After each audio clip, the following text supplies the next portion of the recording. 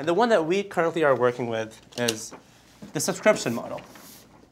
What if the host pays us every month for us to install the artworks, curate his space, and he does not have to be forced to buy any of these artworks. Yeah. And he can actually realize additional revenue every month because now his listing is way more competitive.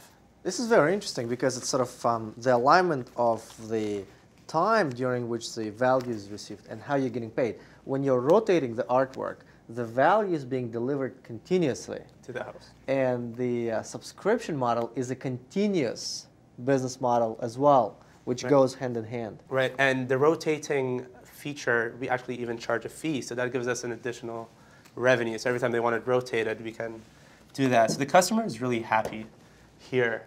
The value creation is perfect for us. I mean, we realize a steady revenue stream every month.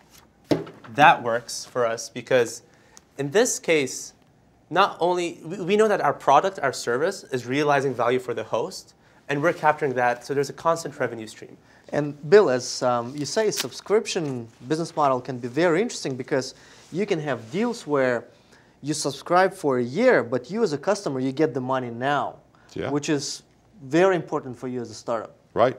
So we have a win-win here. The customer doesn't have to pay up front, and they can pay over time.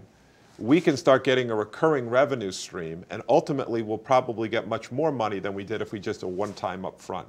So we make it easier for the customer, and we get more money in return. That's a win-win.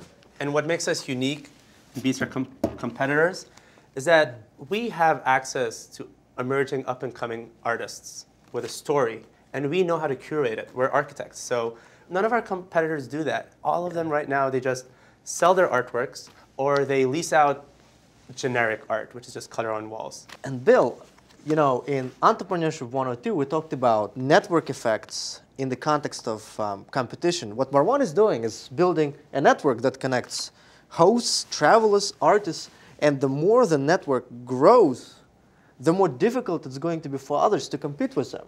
And the artists will want to work with him, and the more artists he had, the harder it is for other people to compete with him.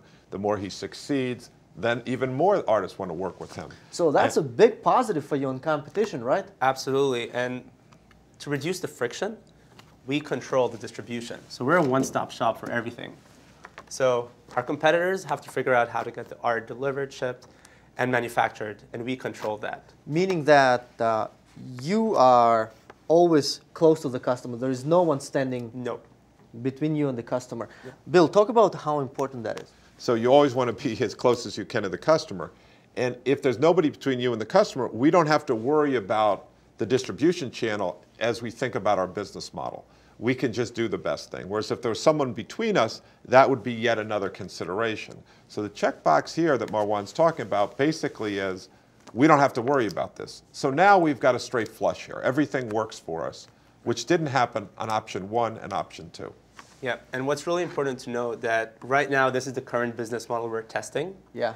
And it works with art. But as we plan on introducing more and more products, things might change. So we're always open to exploring new avenues. So right now, this works for us, and over the next few months, we'll be testing that one out.